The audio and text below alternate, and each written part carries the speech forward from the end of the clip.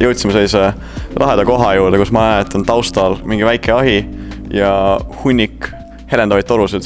Oskad selle kohta midagi täpsemalt öelda, kus me oleme? Sa oled üldse Energiatehnoloogia Instituuti jõudnud, aga see on katsehall ja see on energiatehnoloogia labor. Tundub, et see on nagu midagi müstilist, aga see on ka labor. Meil laborid on natukene väiksemad ja valgemad, et nii rustilist nii-öelda laborit ei ole näinud. Esiteks, kas sa panid tähele, et sa ei saa siia laborisse niisama tulla? Kas sa oskad mulle näiteks ka vastata, miks sul kiiver peas on?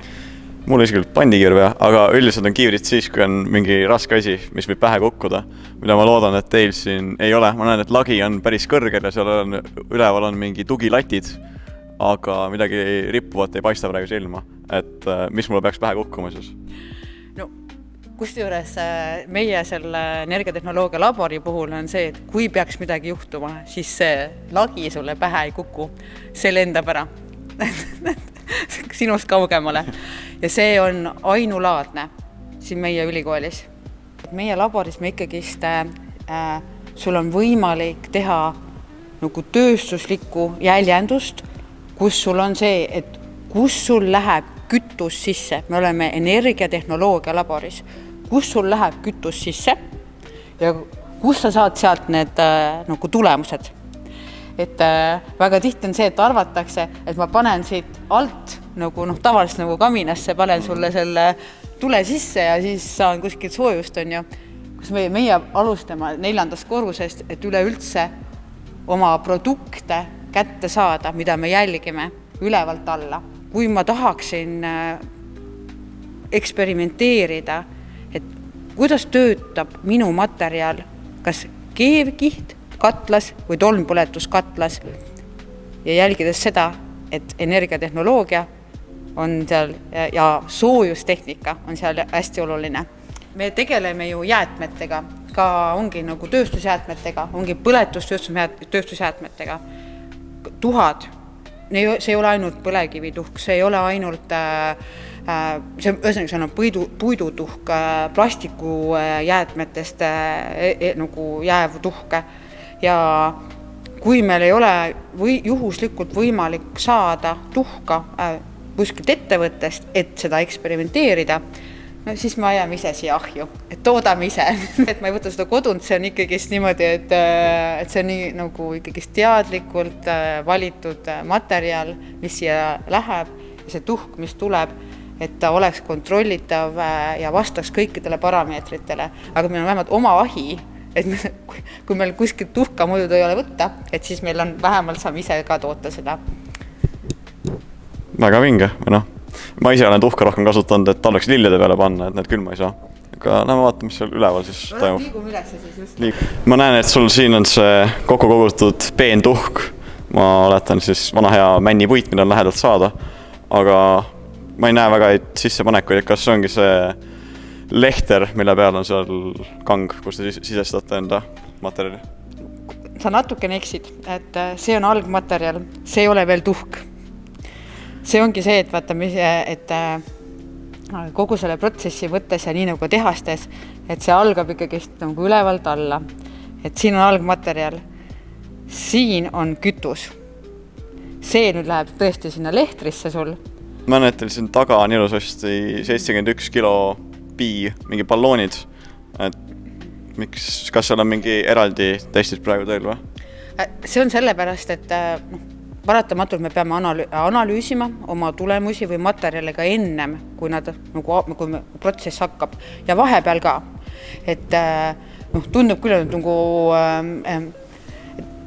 see ei ole ainult kasutatav eksperimendi puhul, see pigem on see, et mul on vaja materjali analüüsida ja need on vaja hoida ka kindlatel tingimustel. Mingi tulemuse, sa saad kohe analüüsida seda, aga sul on vaja analüüsimiseks vaja ka gaasi. Kui meil tuleb mingi produkt, me paneme ahju. See on see, et sa me ei kasuta ainult seda kaminat, see on päris nagu kallis. Ta on fikseeritud, kaitstud ja hoitud ja kogused on väiksed. Palju väiksemad on kogused kui selles suures ahjus. aga ma saan kuivatada või toota endale materjale, aga tegelikult siin on pigem on see, et ma kuivatan materjale, mis on tulnud niisketena.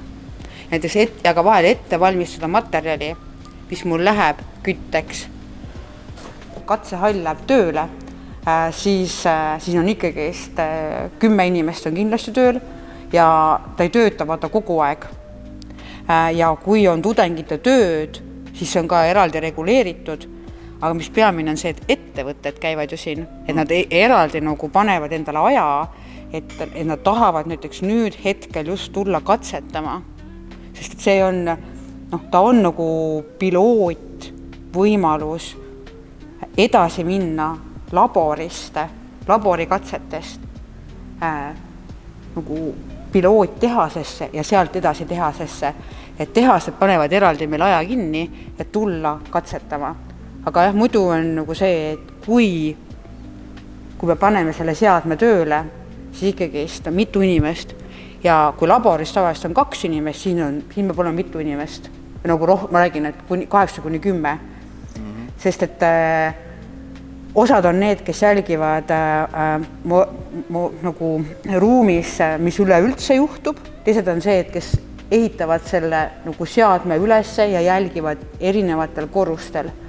Et kuidas ma tahan nagu